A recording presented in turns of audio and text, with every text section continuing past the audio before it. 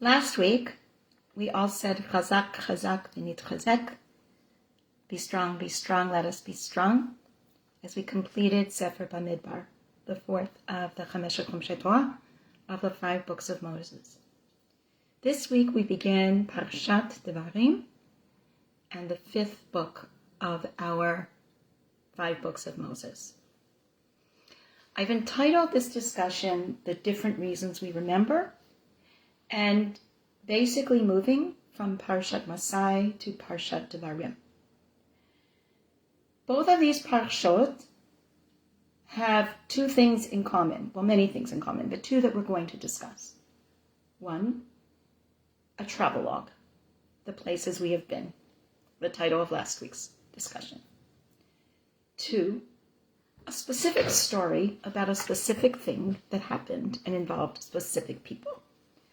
Last week, it was Benot Tzlachad, the daughters of Tzlachad, which I said, let's put it on the table, and I'm going to discuss it this week, which I will. And the second, the story of the Meraglim, the 12 scouts, the Anashim, the people of repute that were sent by their respective tribes to go and scout out the land of Israel. And we will look at how each of these appear, one at the end of the book of Journeys, and one at the beginning of the review lesson. Let's begin. 4 years ago, at about this time, there was a celebration gala in Israel to observe the 80th birthday of Rabbi Adin Eben Israel Steinsaltz, alav shalom. Rabbi Steinsaltz was ailing at the time and left this earthly community soon afterwards. Rabbi Lord Jonathan Sachs, Zichron Shalom, spoke at the gala about how Rabbi Steinsaltz had opened up the entire canon of Jewish teaching so that all generations can continue to learn from the lessons of our past. He further said that what Rabbi Steinsaltz has done in terms of maintaining the character of the actual text and making its accessibility available to so many people at different levels was nothing short of remarkable. It was extraordinary. Rabbi Sachs explained that if the doors to our past are not accessible to us, the lessons of the experiences that defined it would be lost. And how important it is to engage in this ongoing generational transmission would not be maintained. Thanks to both Rabbi Sachs and Rabbi Steinsaltz and so many others, so much more about our past and its lessons and how we remember them is open to many more in our community and outside of its parameters, hopefully leading us to more understanding of who we are, what we do, and what our place is in the world. With this week's Torah reading, we are at a transition point, beginning the review lesson that is Devarim, so that future generations can continue to tell the stories of the past and remember our history, not forget it, so that we theoretically would not repeat its mistakes, though that is clearly up for question. Parshat Devarim is always read on the Shabbat immediately before Tisha B'Av. In fact, this year it is on Tisha B'Av proper, which is moved to Sunday because of a trick in the calendar. And that's connected to why we had the double parsha last week because of scheduling, but why that double parsha at that time, so we could read Devarim on this Shabbat. This year, of course, Tisha B'Av will be observed on the 10th of Av, given that the 9th is on Shabbat, and we do not fast on any of the fast days on Shabbat. We rather push them either ahead or behind, depending on the circumstances, to Sunday or to Thursday.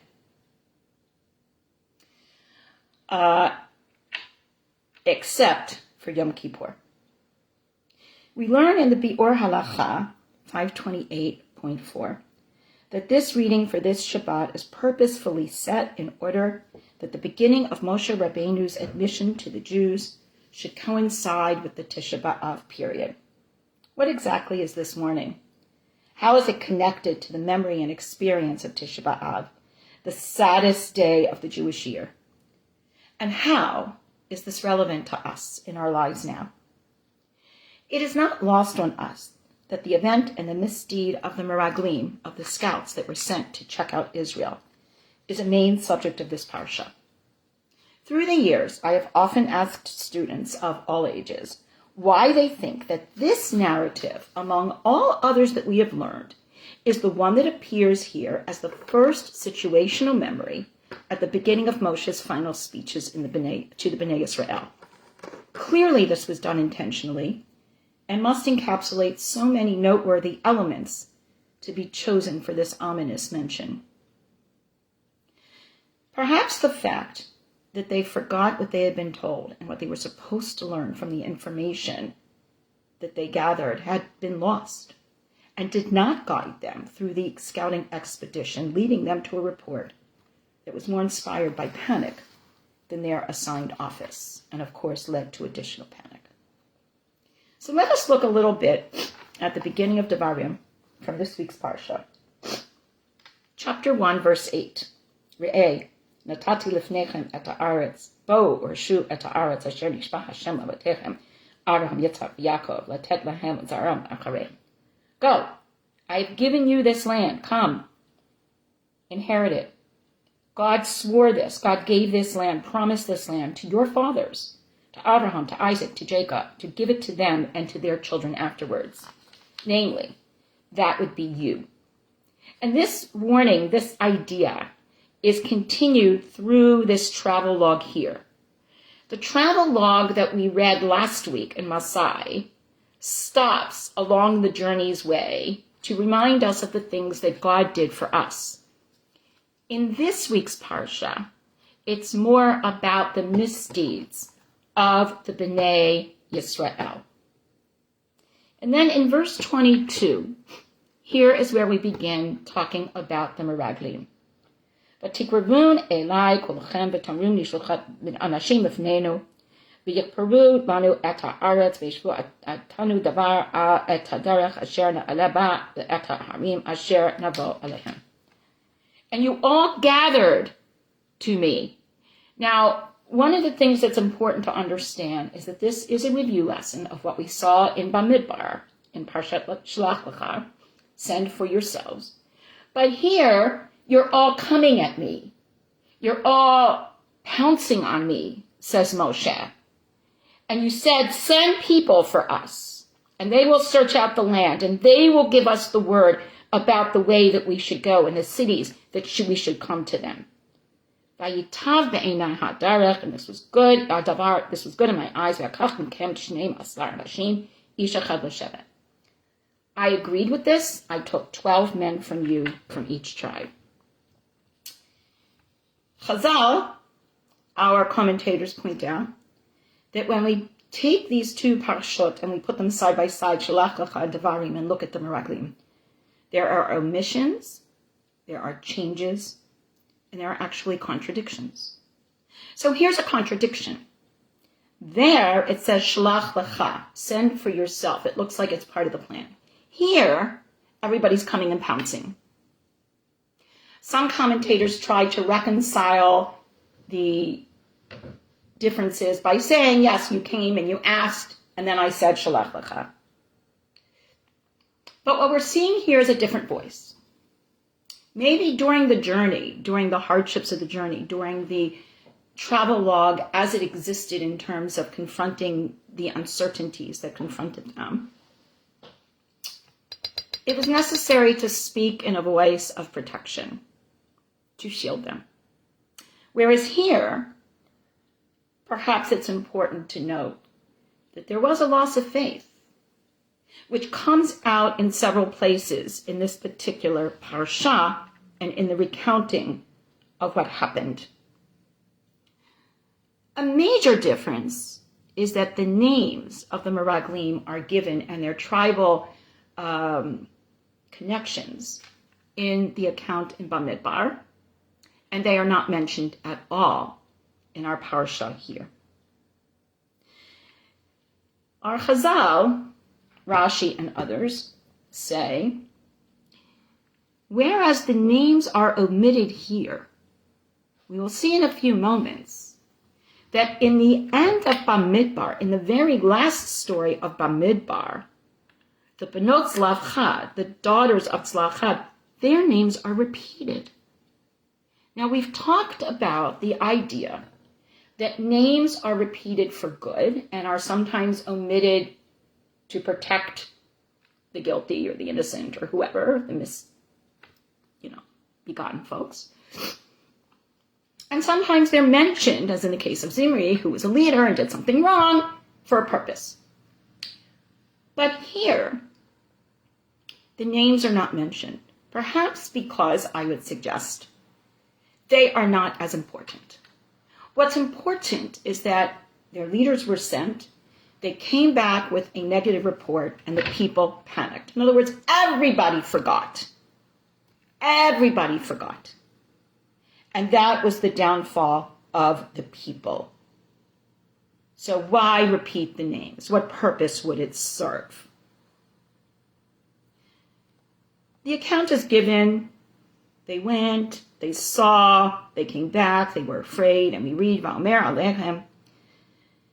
And I said to you, Lo tartzum v'lo tir'un mehem. Don't be afraid of what you saw.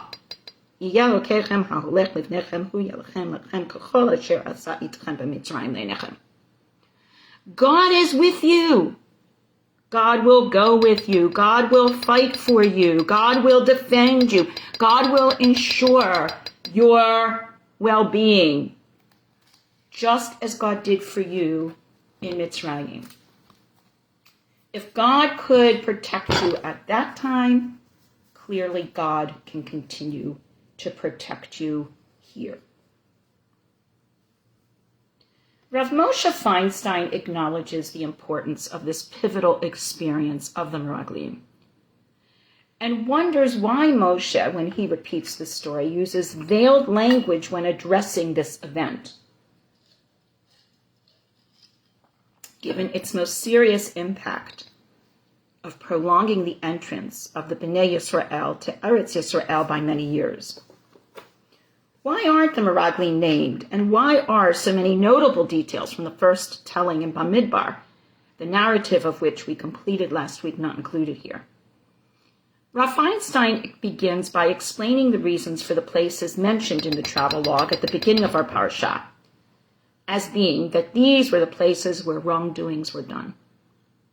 So instead of repeating every single one of them, we're looking at the paradigmatic one, the one that involved the leaders, and we see what was done incorrectly. And again, we compare this to the travel log given in Masei last week, focusing on what God did as opposed to what the Bnei Yisrael or their leaders did wrong. Rav Feinstein suggests that these words referencing various misguided events are carefully addressed to the children of those who have sinned. Remember, the generation that did incorrectly will not be entering the land. These instructions are for the children who will be the ones to set up the land. And since that generation was no longer living, why take away from the honor of their grandparents or their parents? It's kind of like when somebody dies and we talk about them, we want to remember their good actions, their ma'asim tovim. We don't want, and we see this all the time, anybody's good reputation to be ruined by one mistake, whatever that mistake is. And of course, that creates all kinds of ethical and other problems in our lives. But that is not the sum total of who that person is. And it's a conflict that we all feel. And that is what Rav Feinstein is suggesting is going on here. As Rashi teaches, we note that at one and the same time, there is this allusion without direct language to the misdeeds of the previous generation. So it's not to detract from their honor and not to have their children not honor them in a way that they are supposed to. And this narrative will bridge both the earlier and the later tochacha, the list of things not to do, so that this new generation understands what their task is and what exactly they must do in terms of their lives. What behaviors must be uprooted? What responsibilities must be fulfilled? How do they change the course of events for good? Well, this is how we begin this particular review lesson. It is quite different, as we've seen, from how we ended Sefer BaMidbar last week.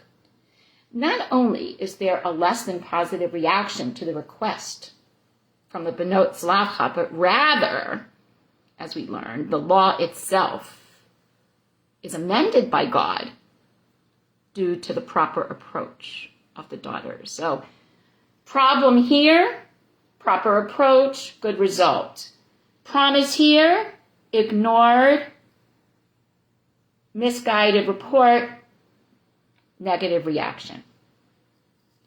So let's turn for a moment now and look back to Masei and the very last narrative that is in Sefer BaMidbar.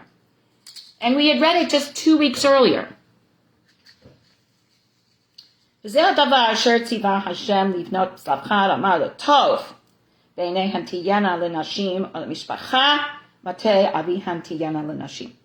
This is the word that God commanded regarding Zelophehad's daughters. Let them marry whomever they please, but whomever they marry must be part of the family of their father's tribe. Now remember, this was the interfacing of how do we intersect halacha and, in this case, the right of the family, i.e. women's rights to maintain the Yerusha of their family. So therefore, in this solution, which may not be perfect, you can marry whoever you want as long as they are part of your tribe. Thus, the inheritance of the children of Israel will not be transferred mimateh lemateh, from tribe to tribe, which was not to be done. For each person of Bnei Israel will remain attached to the inheritance of their father's tribe. Every daughter who inherits property, and here's where we get the law, will marry a member of her father's tribe. So each of the children of Israel shall inherit the property of their forefathers, and no inheritance will be transferred from one tribe to another. Just as God commanded Moshe once he was confronted with the situation, the Benot Zlavcha did. And here they are renamed. Machla, Tirza, Chogla, Melka, Noah. They married cousins. They married people related to them. So here their names are repeated. In Parshat Devarim, the names of the Meraglim are not repeated. Here we understand the names are repeated because they did what they were told to do. And here they're not repeated so as not to injure the memory of the children and the generations to come, given that we already know that they did not do what they were supposed to do. And of course, the last pasuk of BaMidbar, Eila ha-mitzvot va-mishpatim asher tziva Hashem b'yad Moshe b'nei Yisrael b'arvat Moav ad Yordan Yericho. These are the commandments and the ordinances that God commanded the children of Israel through Moshe in the plains of Moab by the Jordan in Yericho. Herein lies a most important lesson. We must understand the fact that designated gifts and privileges, such as Medinat and Eretz Yisrael, can only be maintained while acknowledging and respecting the inherent connection between land, people, and God. This is fundamental to the connection that we have until today with Eretz Yisrael, Medinat Yisrael. All the journeys that were part of this travelogue brought us to this point.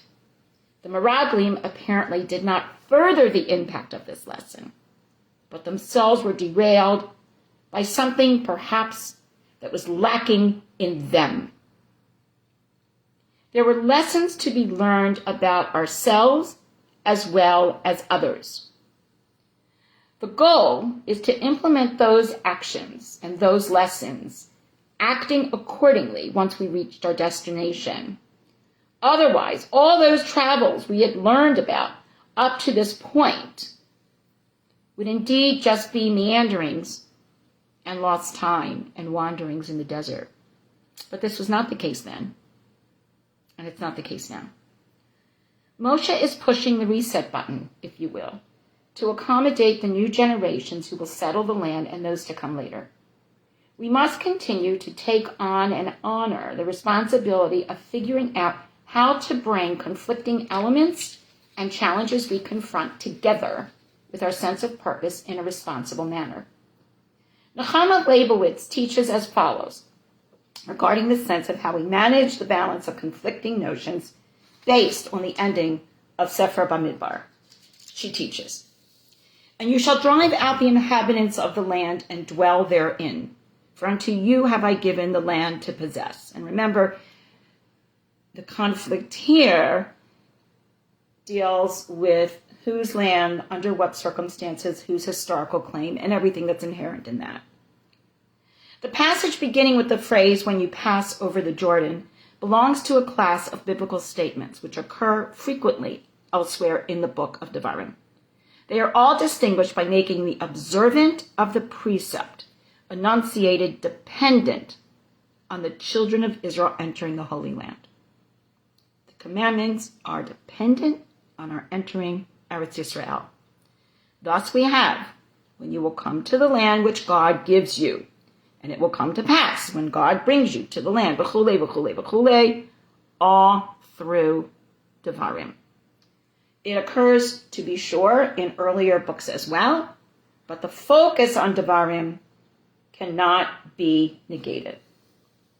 In cases such as these, it is not always clear where the conditional clause, "when you come," ends, and where the main clause, setting forth the mitzvah or the commandment which applies on entering the land, begins. The reason for this is a grammatical ambiguity peculiar to the Hebrew language, and this is continuing Nechama's teaching. In the use of vav, the, joining the clauses together. It may mark merely a continuation of the conditional clause. If this happens, and also when this happens, then. Or the beginning of the main or operational clause. If and when this happens, then observe such and such a command.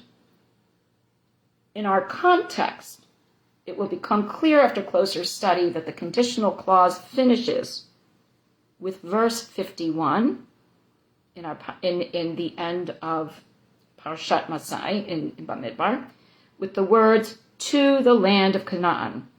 And the command which the Israelites are called upon to observe begins with the phrase, "Then you shall drive out all the inhabitants of the land before you." Twice in the verse, with which we introduced the chapter, "V'harashtem," you shall possess them, occurs.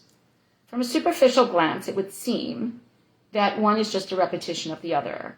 But, says Nechama, as several commentators have pointed out, this is not so. In the first instance, it says, you will have to dispossess the inhabitants of the land. Whereas in the second mention, it states, you will possess the land and dwell therein.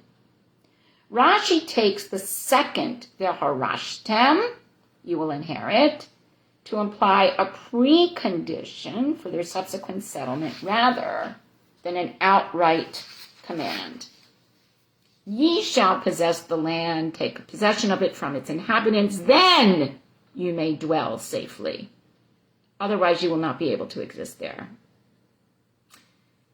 Nachmanides interprets this verse and its problematic implications as follows. In my opinion, says Nachmanides, this constitutes a positive command of the Torah, wherein God commands the Bnei Israel to settle the land and inherit it, for God gave it to them, and they should not reject the heritage of the Lord. Should it enter their mind, for instance, to go and conquer the lands of Shinar, Babylon, or Assyria, or any other country and settle therein, they would have transgressed a commandment of the Lord. Now, going back to Rashi for a moment, Rashi, remember, says, Bereshit bara Elokim, we begin the Torah with God created everything, the Creator God. Why? One of the reasons that Rashi gives. Why don't we begin with going out of Egypt? Why don't we begin with the family of Yaakov? There are many other places. With the first commandment of Rosh Chodesh. Why this? Rashi says, God is the Creator God. God created all. God assigned people. God assigned us to Israel, not to Babylon, not to Assyria, not to these other places. Now, it's very interesting how this mentality or this concept can be used in terms of present circumstances and different claims that people make. But what is being emphasized here is that we are being commanded, the Bnei Yisrael are being commanded to possess the land. The scouts, the Meraglim, delayed the process by many years by their doubts, by forgetting what they had been told, by forgetting what they had been promised. There will be doubts. There will be challenges, but we cannot forget the promise. And in terms of Nachmanides, if you look back at some of the battles and the requirement to destroy all, as we saw with the Midianites, while none of us wants to say, yay, we're in favor of war, yay, we're in favor of death, or we don't want to mistreat people or any of that, it's kind of, if everybody would stay in their assigned places, we would not have this problem. But it doesn't work out that way. So now what do you do? So, with the help of Nechama and Nachmanides and others, we learn something critically important here. This is our land. And we go through our journeys to reach this goal. Everyone has their own land. And we are not supposed to invade their borders. It is our responsibility to set, according to God's commandments, our borders and maintain them. If some in our larger community find this painful, perhaps we should look at the intention here, namely, that everyone is to have their own land and to treasure it and respect the land of others. The purpose of the journeys we take is self-actualization and affirmation, not the destruction of others. If everyone would follow that principle well, let's just say our world would indeed be quite different. And as we said last week, Rambam, Maimonides, as well as others, talk about the idea of offering peace, talk about the idea of compromises, talk about the idea of how to dwell in mixed multitudes when they are there, and how do we do that while protecting the lives of others and maintaining the integrity of our responsibility as Bnei Yisrael to Eretz Yisrael and to God. So it's not an easy question. It's very complicated. It's clear on certain levels, but it's also easily misused if you don't acknowledge everything else that's going on, and thus the complications. Moshe, in his own narration, reflected in the retelling found in Devarim, shares his frustrations, which we know are mounting, and we have already read about as well. In verses 9 through 13, we hear his pain from earlier chapters, when judges are appointed to help him bear the burden of the people. We read, "And I spoke to you at that time, saying, Lo uchal levadi, I cannot bear the burden of this people alone. Hashem Elokechem hirbadchem, God multiplied you, and behold, you are kachochvei hashamayim, like the stars of Adon." So notice the promises that have been fulfilled. The people are multitudinous. They have grown from those 70 people that came from Yaakov's family. They do not all believe exactly the same thing at exactly the same time. They all come to Moshe. He can't bear the problem. He can't bear the responsibility of addressing all of their problems. "The Lord, the God of your fathers, Hashem Elokei Avotechem Yosef Alechem Kachem Elef Amim, increased you 1,000 times.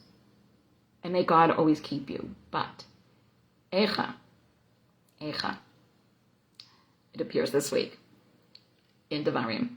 Asal levadi tirchem, umasechem berivchem. But how can I alone bear your tircha, your problems, your burden, your strife? And we repeat here, he goes back to the idea of choosing the wise men from the tribes, which evokes a text from Shemot, where Yitro gave him that instruction. People are growing, bigger population, bigger problems, bigger complications, and that's what we're seeing here. And within all of these complications, somehow we're supposed to maintain the memory of the promise, the memory that, as in the end of Sefer BaMidbar, if people approach the complications properly, then there will be a resolution that may work, not 100% for everyone. You may marry anyone you want as long as he's from your tribe. But it works. And it also goes to the point of the balance of the individual and the collective, which is something we're going to explore in greater detail next week.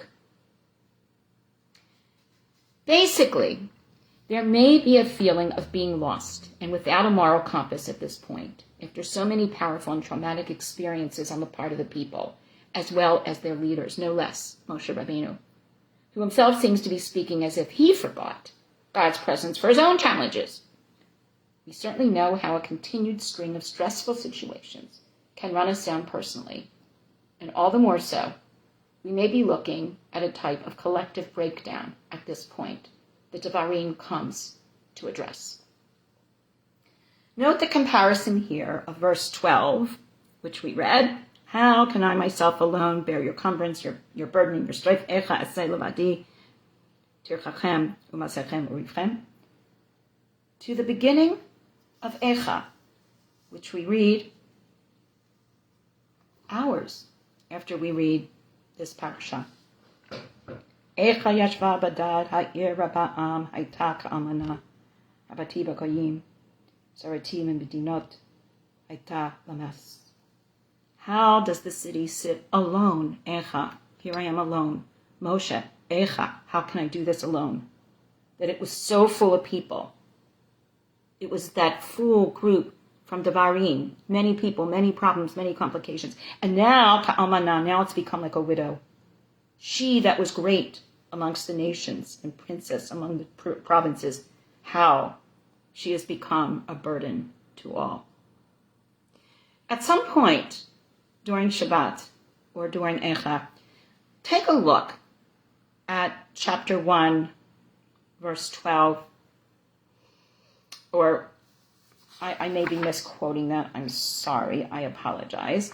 But it's in verses 9 through 13. I think it is chapter 1. Look at that verse 12 and look at the first verse of Echa, and you will see the comparison. Moshe was feeling alone and bereft with the chaos of too much. Here we feel the desolation of solitary abandonment, of no viable activity, a wanton emptiness. Here too in Echa, which we will read, Masei Shabbat, we hear the words of Yirmiyahu, who tells the people that they must stop forgetting the lessons of their past and act appropriately for the loss of the temple and so much else that is the result of not doing so. Moshe is crying out. Yirmiyahu is crying out. And Rabbi Steinsaltz felt that there needed to be assurance that people could continue to learn the lessons of our Torah, which is why he began his important work, celebrated at the aforementioned gala in 1975. He began this work. We have all heard that if we forget where we come from, we lose sight of where we are going. To forget the history of our past is to repeat its mistakes. Isaac Abarbanel asked the following question to other eminent rabbis of his time in the 15th century. Is this Mishnah Torah, Devarim is sometimes called Mishnah Torah, the repetition of Torah, that Moshe placed before the children of Israel directly from God in heaven, as is the rest of the Chamesh Kumshei Torah? Or is it something else? Is it composed by Moshe as his own understanding of the divine intention in explaining the commandments with the intention of distilling them in a manner that future generations who had not had the exact experience of Sinai could understand? This question is clearly relevant to us today as we consider this point in Jewish annual timing. Beginning the last of the Chamesh Kumshei Torah, consciously preparing to enter the seasons ahead of us leading up to the Asar Imei Teshuvah, and more immediately as we prepare for Motzei Shabbat and Sunday, our observance of Tisha B'Av, repeating words said for us so long ago. In Chassidut, we are taught that here we see the divinely inspired work of the human mind, truly setting Moshe Rabbeinu as the model for future prophetic voices, who will take the words of God and distill them for us as Bnei Yisrael. Yirmiyahu will do the same in Eicha. The Or Chaim makes the point that this was indeed Moshe's inspiration, as he was not commanded to speak these words, but took the initiative to do so. We began today's Torah portion with the words, Ela Devarim asher diber Moshe al kol Yisrael. These are the words which Moshe spoke to all of Israel.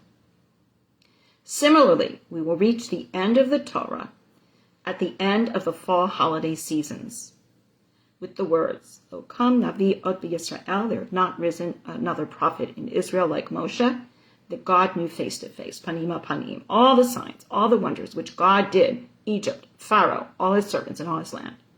And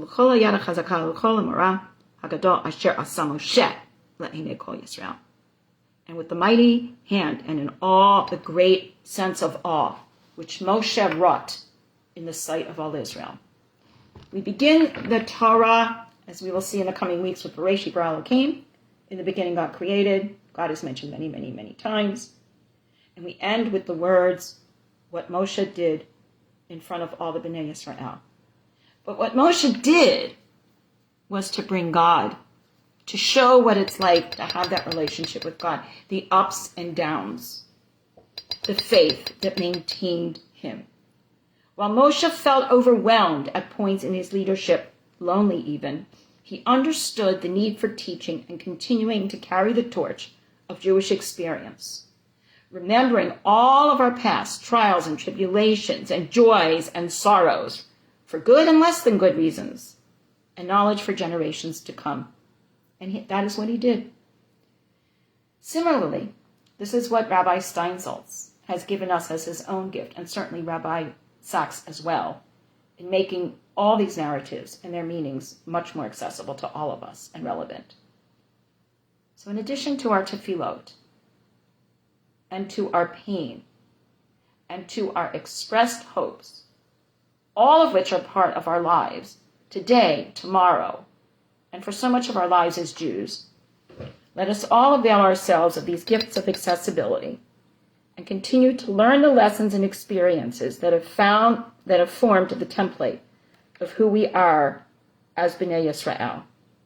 Remembering is critically important, both for its positive lessons, as in the case of Bnei Tzlaf, and for its difficult challenges, as in the case of the Meraglim. All is part of these journeys we take. Zio Gamor. Go and learn. Shabbat Shalom.